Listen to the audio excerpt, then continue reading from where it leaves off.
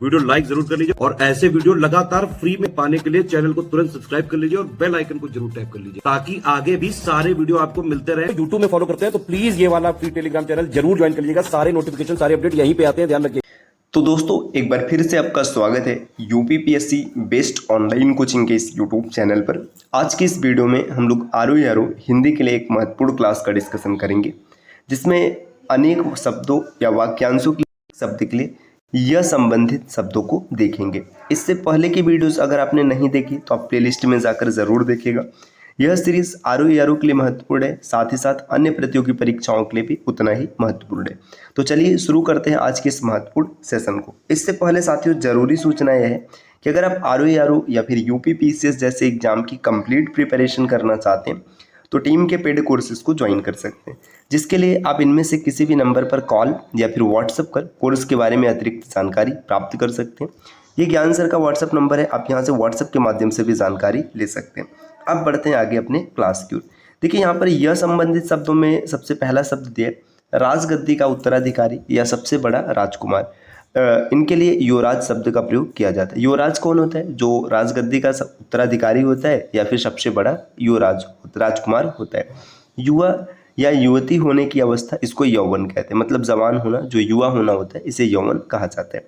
जैसा पहले था वैसा ही यथापूर्व, जैसा पहले था वैसा ही, इसके लिए एक शब्द का प्रयोग किया जाता है यथापूर्व।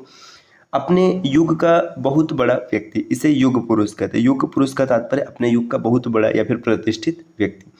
समुद्री जहाज जिस पर से सैनिक युद्ध करते हैं उसे युद्धपोत कहा जाता है, मतलब एक समुद्री जहाज जिस पर सैनिक रहेंगे युद्ध करेंगे वो युद्धपोत कहलाएगा। जैसा उचित हो वैसा इसको यथोचित कहते हैं। यथोचित का मतलब जैसा उचित है वैसा ही करना। वह शास्त्र जिसमें यंत्रों के बनाने, चलाने और सुधारने की का विवेचन होता है उसे यांत्रिकी कहते हैं। यांत्रिकी का तात्पर्य यंत्र को बनाना, चलाना, सुधारना, इन सब का विवरण होगा। जो कोई वस्तु या भिक्षा मांगता उसके लिए याचक शब्द का प्रयोग किया जाता है। याचक का मतलब जो भीख मांगने वाला होता है। यज्ञ करने या फिर कराने वाला व्यक्ति इसे याज्ञिक कहते हैं। याज्ञिक का तात्पर्य यज्ञ करना या फिर करवाना। आगे जिसने यश प्राप्त किया हो, जिसका यश चारों ओर फैल गया उसे यशस्वी कहते हैं। यशस्वी का तात्पर्य जिसका यश चारों तरफ फैल चुका है। युग का निर्माण करने वाला, इसके लिए एक शब्द है युग निर्माता। आगे यहाँ पर नेत्रों से संबंधित, देखिए इसे याचुच्छ भी कहते हैं और चाचुच्छ भी कहते हैं। चाचुच्छ ये तो सामान्य तौर पर सबको पता होता है, याचुच्छ भी आपको याद रखना चाहिए। यूरोप और एशिया से संबंधित इसको यूरेशिया कहते हैं। अपने भूगोल में इसका वर्णन देखा होगा। रूप के अनुसार इसे यथारूप कहते हैं। आगे दिया हमेशा घूमते रहने वाला, जो हमेशा घूमते रहता है उसके लिए यायावर या फिर घुमंतु शब्द का प्रयोग किया जाता है। जो युद्ध में स्थिर रहता है उसे युधिष्ठिर कहते हैं। युद्ध में स्थिर रहने वाला युधिष्ठिर होता है। यह के बाद अब र संबंधित कुछ महत्वपूर्ण शब्द आगे दिए, जैसे देखिए खून से रंगा हुआ, इसे रक्त रंजित कहेंगे। रक्त रंजित का तात्पर्य खून से रंगा हुआ। राजा के द्वारा संचालित प्रशासन इसे राजतंत्र कहते हैं। जो राजा शासन चलाते हैं उसे राजतंत्र कहते हैं। अपने देश में अपने राष्ट्र का प्रतिनिधित्व करने वाला, माफ कीजिएगा यहाँ पर दूसरे देश में अपने राष्ट्र का प्रतिनिधित्व करने वाला राजदूत कहलाता है। जहाँ नाटक खेला जाता है उसे रंगमंच कहते हैं। उत्तराधिकार में मिली जायदाद इसे रिक्त कहते हैं। रिक्त, यहाँ पर त नहीं थ होगा। रोष से भरा हुआ इसे रोष्ट कहा जाता है। आगे दिया जिसके रोंगटे खड़े हो गए हों उसे रोमांचित कहते हैं। ठीक है, जिसके रोंगटे खड़े होंगे उसे रोमांचित कहेंगे। जिसकी रक्षा करना उचित या आवश्यक है उसे रक्षड़ी कहते हैं। रक्षड़ी का तात्पर्य रक्षा करना उचित है, आवश्यक है। बड़े बड़े खंभों में लोहे के रस्से बांधकर बनाया गया मार्ग इसे रज्जु मार्ग। रज्जु मार्ग का तात्पर्य कि बड़े बड़े खंभे हैं, इसमें लोहे की रस्सी बांधी गई और इससे मार्ग बनाया गया। राज्य या राजा के प्रति किया जाने वाला विद्रोह इसे राजद्रोह कहते हैं। राजा के प्रति जो विद्रोह होता है उसे राजद्रोह कहेंगे, और देश के खिलाफ है तो इसे देशद्रोह कहते हैं। जिसकी सूचना राजपत्र मतलब गजट में दी गई है उसे राजपत्र कहते हैं। देखिए जो गजट में सूचना मिलती है उसे राजपत्र, माफ कीजिएगा यहाँ पर उसे राजपत्रित कहेंगे। जिसकी सूचना राजपत्र में दिया गया उसे राजपत्रित कहेंगे। यहाँ पर एक शब्द छूट रहा है, राजा द्वारा आधिकारिक रूप से प्रकाशित होने वाला पत्र ये राजपत्र कहलाता है। पुलिस या सेना में नया भर्ती जवान इसे रंगरूट कहते हैं। रंगरूट का तात्पर्य पुलिस की सेना में जो नया जवान भर्ती होता है वो रंगरूट कहलाते हैं। रक्त का दबाव का मात्रक या अनुपात से घट या बढ़ जाने का रोग इसे रक्तचाप कहते हैं, जैसे कि अंग्रेजी में बीपी या फिर ब्लड प्रेशर के नाम से जानते हैं। जो रक्त दबाव ब्लड होना चाहिए जितना उससे कम या ज़्यादा हो जाएगा तो उसी को कहेंगे। वह धन जो आधिकारिक रूप से राज्य से मिलता हो उसे राजस्व कहते हैं। राज्य से मिलने वाला जो धन होता है उसे राजस्व कहेंगे। किसी राष्ट्र का सबसे बड़ा अधिकारी या राष्ट्र का प्रधान राष्ट्रपति कहलाता है। आगे देखेंगे, जहाँ राजा निवास करता है उसे राजप्रासाद या फिर राजमहल कहेंगे।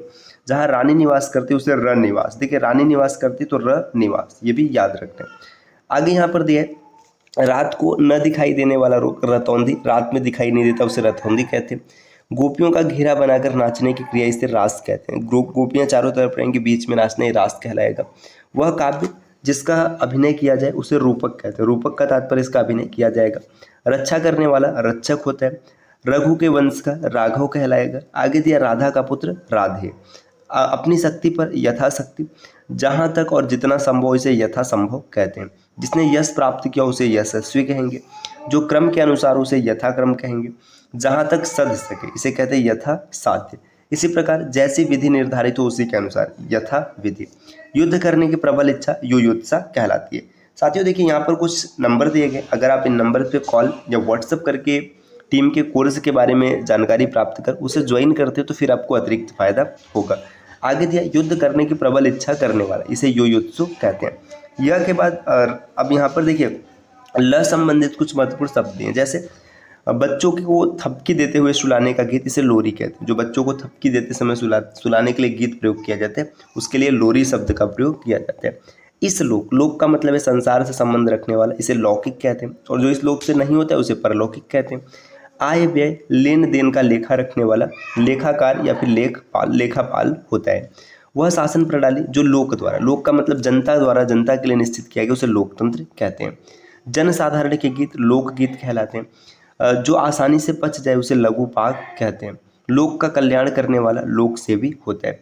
जिसने प्रतिष्ठा प्राप्त की उसे लब्ध प्रतिष्ठ या लब्ध प्रतिष्ठित कहते हैं। ये दोनों शब्द वर्तनी शुद्धि के लिए भी आते हैं, आपको याद रखना चाहिए।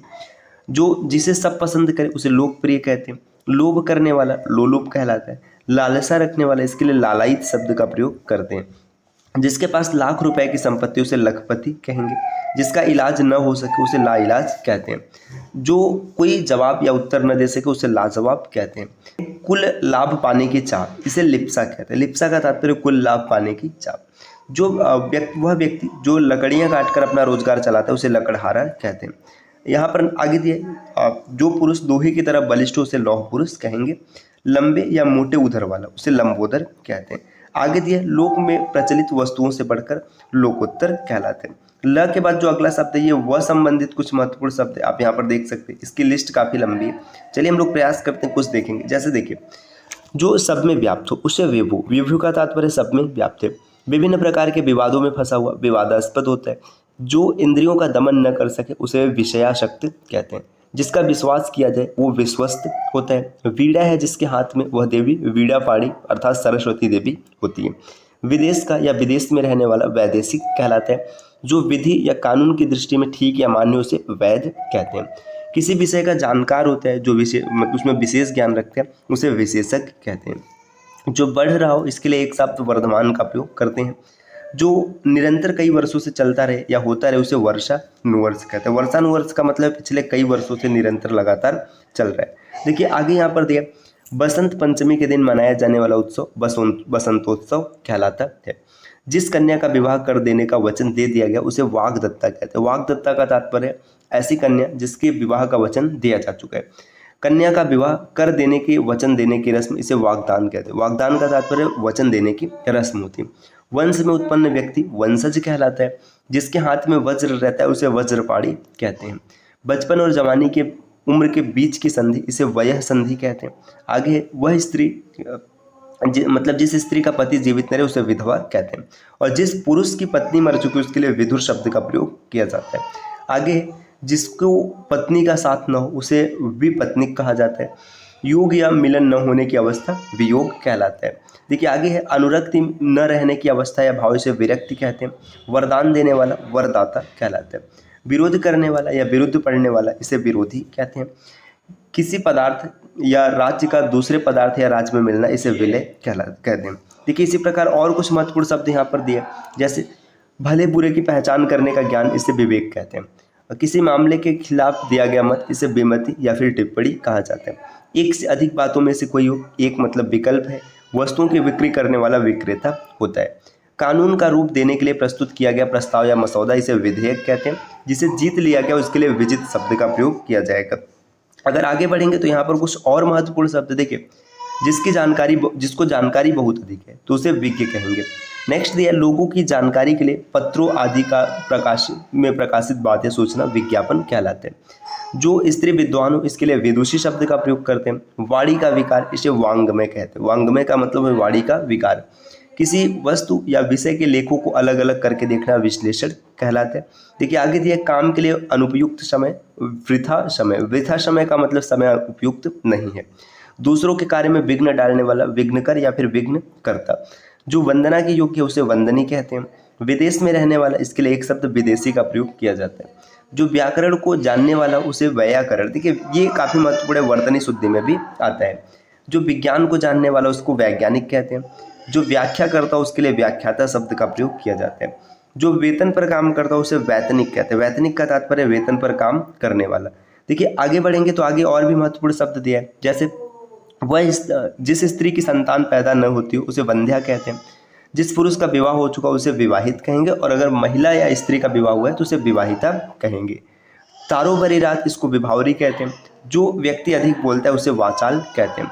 जिस पुरुष के पास विद्या है उसके लिए विद्वान शब्द का प्रयोग करेंगे। जो कानून के अनुकूल हो उसे विधि सम्मत कहेंगे, और कानून के प्रतिकूल है तो उसे विधि विरुद्ध कहा जाता है। विशेष व्यक्ति से संबंधित ये व्यक्ति मूलक या फिर व्यक्तिगत होता है।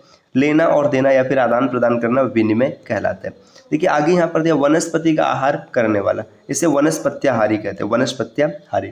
एक स्थान पर केंद्रीय शक्तियों और अधिकारों को बांटना विकेंद्रीकरण। विकेंद्रीकरण का तात्पर्य शक्तियों का विभाजन कर देना। देखिए आगे यहाँ पर कुछ और महत्वपूर्ण शब्द दिए गए साथियों, जैसे बाल्यावस्था और युवावस्था के बीच का समय, वह संधि हम लोगों ने अभी पीछे भी देखे। जो विश्व में प्रसिद्ध है उसके लिए विश्व विख्यात, विश्व प्रसिद्ध या विश्व विश्रुत शब्द का प्रयोग किया जाता है। वसुदेव के पुत्र ये वासुदेव हैं। जो अपने धर्म के विपरीत आचरण करता है उसे विधर्मी कहते हैं। जिस पर विश्वास किया जा सके उसे विश्वसनीय या विश्वास पात्र कहते हैं। कानून द्वारा प्राप्त इसे विधि प्रदत्त कहते हैं। बिजली की तरह तीव्र वेग वाला इसे विद्युत वेग कहते हैं। जिसमें किसी प्रकार का विकार हो उसे विकृत कहेंगे। आगे देखिए शब्द दिया, जिसका कोई अंग बेकार हो उसे विकलांग या फिर अपंग। ये दोनों शब्द आपको याद रखने हैं। जो बात वर्णन से परे हो, वर्णन से बाहर हो उसे वर्णनतीत कहते हैं। विष्णु संबंधी या उस संप्रदाय के नियमों पर चलने वाला वैष्णव कहलाता है। आगे ऐसी व्यवस्था करना कि बाहर का तापमान का प्रभाव भीतर न पड़े, वातानुकूलन होता है। वातानुकूलन का मतलब ऐसी व्यवस्था है कि बाहर का जो टेम्परेचर है वो अंदर नहीं आएगा। आगे यहाँ पर दिया हुआ है, वह जो किसी के विरुद्ध वाद या मुकदमा पेश करे उसे वादी कहते हैं। आगे देखिए दिया है, वर्ष में एक बार होने वाला वार्षिक होता है। प्रति वर्ष दी जाने वाली वृत्ति या अनुदान इसे वार्षिकी कहते हैं। जो बढ़ रहा है वर्धमान, ये हम लोगों ने पीछे भी देख रखा है। देखिए जिसमें कोई विकार या परिवर्तन नहीं होता है उसे अविकारी कहा जाता है। अनुचित यौन संबंध रखने वाला व्यभिचारी कहलाता है, और व्यवस्था करने वाला व्यवस्थापक होता है। तो साथियों ये आज की क्लास है जिसमें हम लोगों ने वह संबंधित सभी शब्दों को देख लिया। अगली क्लास में स से संबंधित शब्दों का डिस्कशन करेंगे। तो मिलते हैं आपसे नेक्स्ट वीडियो में कुछ बेहतरीन क्लास के साथ। तब तक के लिए नमस्कार।